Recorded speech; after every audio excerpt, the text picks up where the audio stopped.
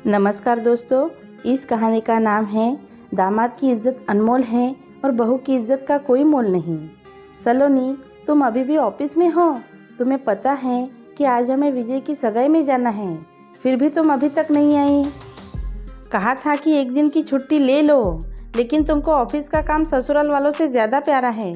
Phone पर ही संजय सलोनी पर नाराज़ होकर बोला, संजय, मैंने तुम्हें सुबह ही बता दिया था कि मैं सगाई पर नहीं जाऊंगी।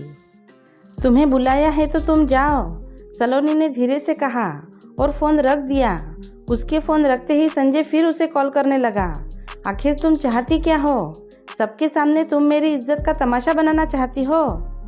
ज़रा सोचो, छोटे भाई की सगाई हो रही है और इकलौती भाभी पहुँचे ही नहीं तो उसके ससुराल वाले क्या सोचेंगे और क्यों सोचेंगे?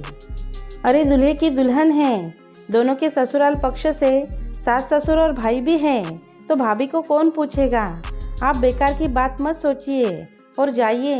अरे हाँ, आपकी ड्रेस प्रेस करके बेड पर रखी है, अच्छे से तैयार होकर जाइएगा। सलोनी ने अपने मन के रोष को दबाते हुए कहा, मैं जानता हूँ तुम यह क्यों कह रही हो। देखो सलोनी, इस बारे में हम बाद में नहीं, कल ही बात करेंगे और मैं खुद मम्मी पापा से कहूँगा, लेकिन आज प्लीज़ मेरे साथ चलो, संजय सलोनी को मनाते हुए बोला। संजय, मैं आज वही कह रही हूँ जो तुम्हारे मम्मी ने कहा था कि बिन बुलाए ससुराल में किसी भी फंक्शन में जाने का मतलब है कि वो लोग तुम्हें फालतू समझते हैं, और तुम भी अच्छे से जानते हो कि मैं फालतू नहीं हूँ, मुझे बहुत काम है। अभी मीटिंग के लिए जाना है, विजय भैया को मेरी तरफ से भी आशीर्वाद दे दीजिएगा। सलोनी ने फ़ोन कट कर उसे साइलेंट मोड पर डाल दिया। क्या कहा बहू ने? वो आ रही है या नहीं?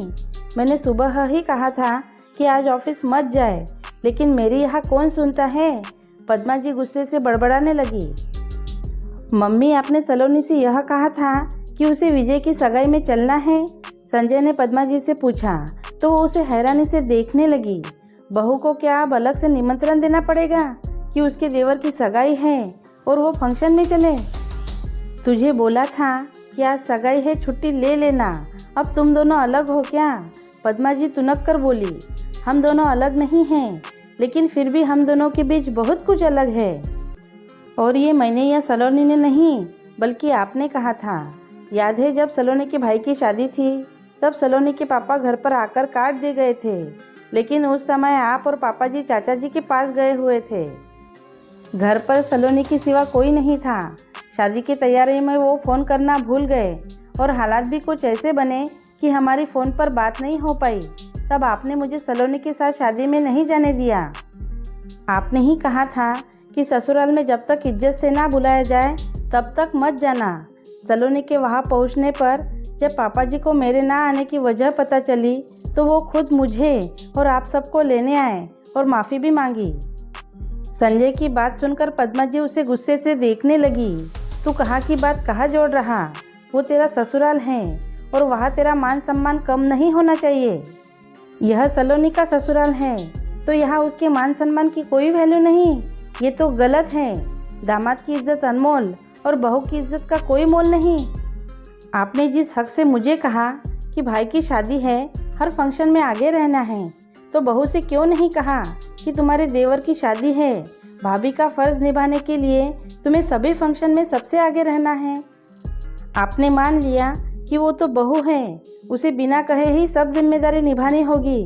संजय की बात सुन पद्मा जी सोच में पड़ गई। क्या सोच रही हो भाग्यवान? बहू को फ़ोन करके हक से उसे डांट लगाओ और तुरंत फंक्शन में पहुंचने को कहो।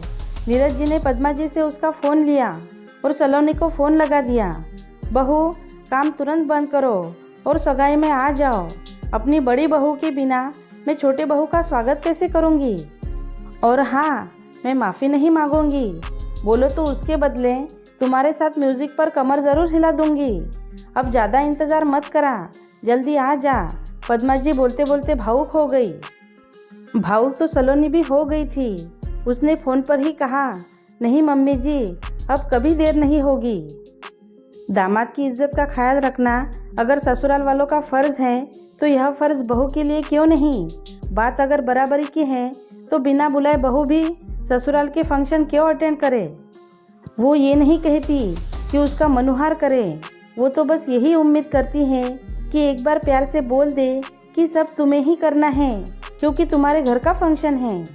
इस कहानी के बारे में आपकी क्या राय है, यह आप मुझे कमेंट करके बता सकते हो। कहानी अच्छी लगे तो लाइक शेयर कर देना और अगर आप मेरे चैनल पर नए हो तो सब्सक्राइब कर देना। Thank you.